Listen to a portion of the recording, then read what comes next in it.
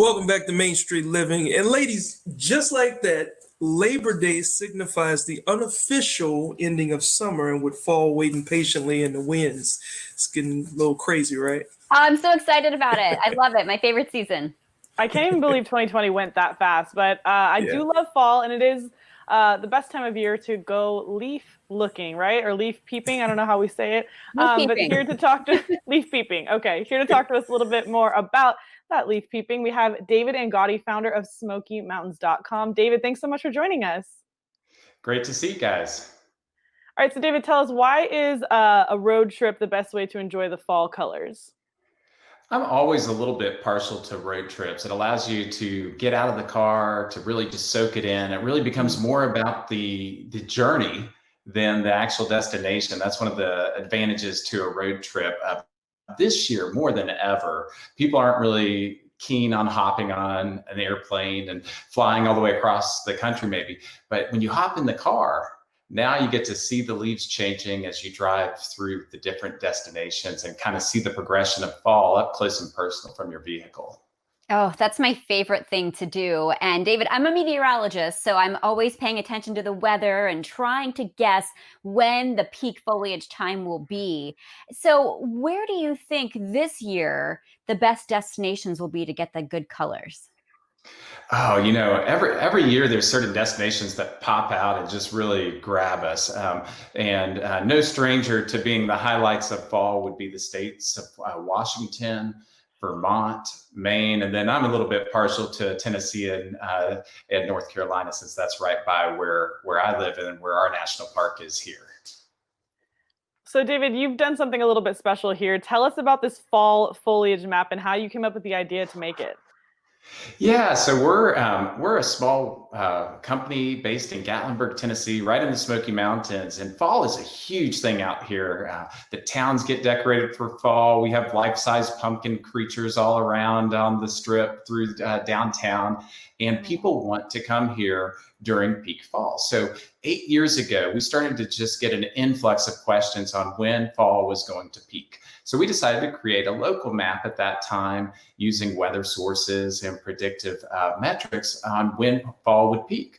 Well, as soon as we had published that, people started reaching out, hey, when is it peaking here in New York or over here in Washington State? So we took the same methodology and scaled it to the nationwide level. So that way, no matter where you live, for 3,100 different geographical areas in the continental United States, we've predicted the entire progression of fall, not just peak fall. That is really cool to see this. And I know there's so much science behind it, and it changes from year to year based on the weather and how much rain you have and how cold it gets. So there's got to be some challenges with that.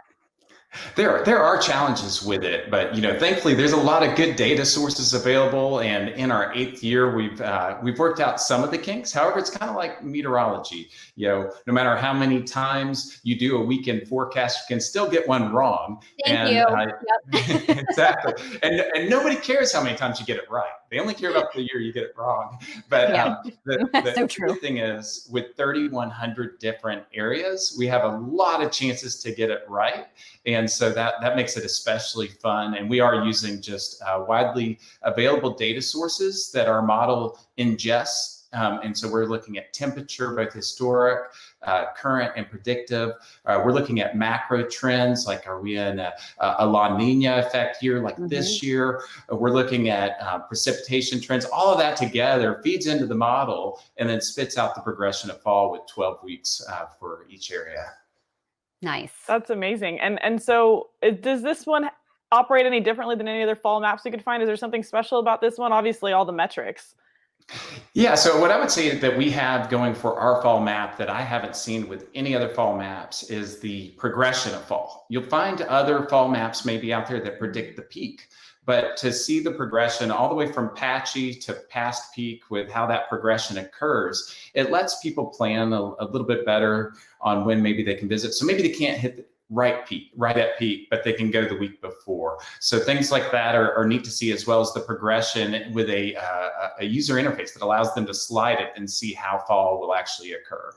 Absolutely. That's so cool. Yeah. And I know with COVID, at least you can go in your car and take a road trip with your family. So nobody's going to stop you from seeing fall colors. Before we go, once again, what's that website?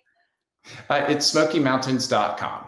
All right. Thank you so much for joining us today. Lots of fun. And Danielle, I think that's one thing we need to do is road trip there. Yeah, yes. Absolutely. All road trip.